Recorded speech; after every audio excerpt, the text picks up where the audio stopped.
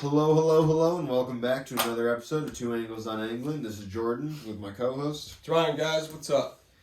All right, well, I have no days on the water. I don't really have much to say about almost anything from the past week, so yeah. Ryan, you want to take it from here? It was a low week for you, buddy. Sure was. You're only allowed like one of those a year, you know. Yeah, I feel like I've had plenty in the last few years. Yeah, it's a bad couple days, okay, bad week, like super infrequent. That's true. You got to stop it. Yeah. Yeah. I mean, it was. I don't know, dude. Maybe I'm getting old. I'm definitely getting older. Like my beard is almost full gray now. But in the winter, man, like. It's right around when daylight savings happened. It just totally jacked up my sleep schedule, and I like every time my sleep schedule gets messed up, it stays messed up for a long time, like usually months. Like when I came back from Afghanistan the first time, it was like a solid 6 months before my sleep schedule, like got to where it needed to be. But yeah, so just that little change kind of screwed it up. And I find myself getting tired like as soon as the sun is down, like, and I can feel it, dude. Like somewhere in the mid-5s, I just start yawning because at that point it's like totally dark, like the sun's completely out, and my body will just immediately just spiral straight down. I'll get super tired, but then I force myself to stay up till at least like 10, because I wake up, at 6. So that'll give me 8, but like rarely do I make it to 10.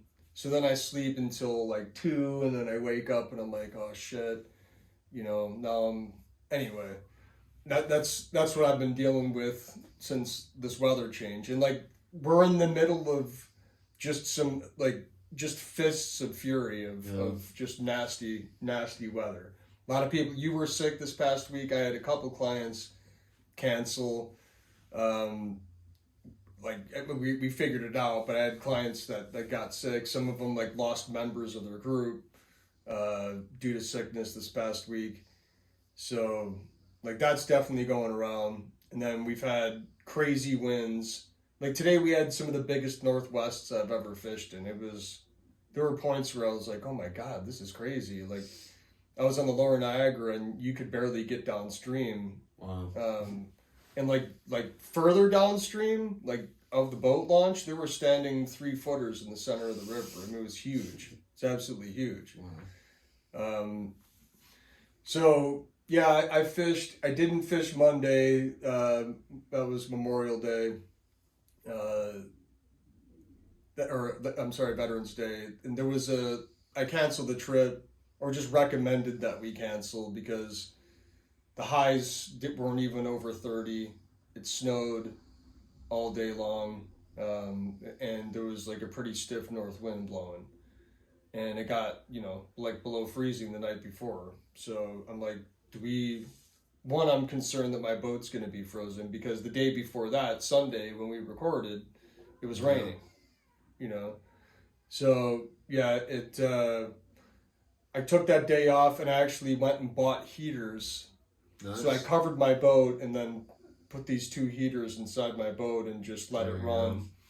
And it actually gets kind of toasty in there. I check in on it every once in a while, but it dries everything out. Nice. And like after it won't get like totally dry, but it'll get everything like kind of steamy and just getting, like it'll get some level of evaporation to occur, which is nice.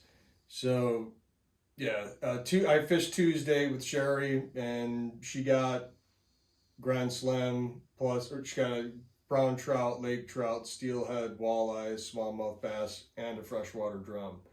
6 species. Wow. Crushed it. All kinds of fun on that day. We had perfect water clarity, just the right, like light kind of northwest wind. Wasn't too big of one. Like I didn't even go down to the fort. I just stayed from Stella up, and we caught fish everywhere. It was an awesome day. But then that night, it rained again, and there were huge southwest winds, like kicked up waves over consistently 7 feet on Erie. That like was happening as she and I were wrapping up our day. And the lake definitely got stained and sent some mud downstream. And that mud, the water was like pretty stained Wednesday, and it was raining in the morning. And so the client that I fished with on Wednesday, we talked the night before, and I'm like, dude, do you want to fish through this? Like, one, I'm pretty sure it's going to be stained. We can catch fish in it, but it's going to be stained. Like, catch rates will be low, but we'll catch. And two, it's going to rain for at least part of the day, and it's going to be 40 degrees. Like, do you want to do that? He's like, yeah, man, we're in. I'm like, all right, dude, let's go. So we went. They all caught Lakers, and they all caught bass. But there was a pretty big northwest, so we were like, you couldn't really drift some areas, Stella, that kind of stuff, because you're exposed. But we finished off the day fishing walleyes and absolutely hammered walleyes. Caught 3 double-digit size fish and a dozen others, and let them all go. It was awesome. That bite was stupid. I don't know why, but it was really good. In that stain. Then Thursday, I took off, Thursday. Yeah, I took off Thursday. Friday is when you and I were supposed to fish, right? Yep. I ended up going out to Lake Erie by myself because this dude backed out because he was sick. And weird thing, I called like some of my closest friends. Every single one of them was committed. Like, they just couldn't drop everything that they could do to fit. And so I told my wife, I'm like, screw it, I'm going by myself then. Then she's like, oh no, don't do it. And here's another thing, dude. Nowadays, I don't really like fishing by myself all that much. I'll do it, like, I just sit there and talk to myself mainly all day. But like, I don't really like, because fishing's become such a social thing for me, man. Guiding. Yeah. Like, there was a huge chunk of my life, like, especially when I first got into fly fishing, I was not exclusively, but like 90% of the time I was fishing by myself. Mm. You know, like I was always stalking stuff in South Florida, the canals by myself. And I would meet up with my boss and other people from time to time, but it was mostly by myself. Like most of the fishing that I've done. But then there came a time where after I had fished a ton, where I realized that it's not a solitary thing for me. Like, I actually prefer doing this with at least one other person, mm-hmm. if not like a group of 4 to 6 guys, or couples, whatever. Yeah. Because it feels a little bit more tribal and collegial, because it just gets lonely. But I'm like, you know what, dude, screw it, man. Like, I haven't caught giant smallmouth in a while. Like, personally, I'm just gonna get my fix. So I went out and it was big. There are only 2 other boats out there, and we hammered. I absolutely fucking hammered. Like I was telling you before the podcast, I got, like, within the first 10 minutes of fishing, I got a fish over 6 pounds. And multiple fish in the mid 5 pound class, and lots of 4s. I burned through, just from getting bit and destroyed, 3 swim baits. And I went to a bucktail because I was tired of, ravaging through swim baits. And the bucktails work just as well, so I just kept fishing those. So it was awesome. It was nice to go out there and do that. And then I fished yesterday and today. Yesterday was beautiful weather. All the storm shit had passed. There was no wind. Gorgeous. Sunny or partly cloudy. And of course there were tons of people out. The water was perfectly clear, like perfect clarity, like 4 or 5 feet of visibility. And I had this six guys, so three boats, 2 guys per boat. Pete Coretti and Mike Trifoletti were involved in this, and so we put 2 guys in each boat, and they had their own rules. They had this little tournament thing going on, and I'm like, well, just give me the 2 best guys, and so is these 2 brothers, and I'm like, well, we're gonna easily win this tournament, so like what's the rules? And they had something. There was like extra points or like some magnifier or whatever if you had multiple species. And I'm like, all right, well, we're gonna get at least 5. Let's go. And I'm like, the 2 species that I'm that aren't like a guarantee are gonna be the steelhead and the brown. Like, I don't know how crowded it is. Steelhead are they just happen. They're where the Lakers are. They're where the Browns are. Like, you can't just go like target steelhead. They're either there and they'll bite or they're not. But so if it happens, it happens. And the brown, I just don't like going down there when all the Canadians are freaking lined up on our drifts, because it's super annoying. So I'm like, I'll do a couple drifts through there, but I'm not gonna spend a ton of time, because I don't like being around all those boats. So we get into the first drift. Gets a steelhead immediately. And I'm like, oh, fuck yeah, dude. All right, good. We finish up that drift, get a Laker in that drift. Go back up, second drift. The other brother gets a Laker. Oh. So they both have Lakers. The one's got a steelhead. The dude who gets a steelhead, when we get to the bottom of that Art Park drift, he catches an 11-pounder. That one that's on the screen, that was a tank. Awesome fight, dude. Like, just... not a huge fish, but like a definitely nice fish. Fought super hard, really good fight. Did all kinds of acrobatics, and that dude kept it on. It was excellent. He fought it like a champ. And I'm like, dude, we are set today, man. I'm like, let's just go down river. Now that you both have Lakers and you got a steelhead, 2 steelhead, let's go down river. We get into the drift for the Browns. First drift. That brother catches one, nice one. Second drift, the other brother catches one. I'm like, Browns are done. Let's get out of here, because there was a ton of boats. So then I drop into a drift. I'm like, all right, we're gonna get smallmouth through here. Boom, boom. Both of them get smallmouth real quick. I go further downstream. Started drifting the fort. The brother caught a 5-pound smallmouth. The other brother caught a 5-pounder. But there were so many boats there, I got pissed, and I'm like, all right, now we're going to go get walleyes. And we went and got walleyes. Nice. And then we finished up, that last drift and caught actually a couple more steelhead and, a handful more lake trout. But that was a sick day, which leads us to today. Now, today, it was definitely the exact opposite of yesterday. Like, today... like I said at the beginning, it was the biggest Northwests I've ever fished in.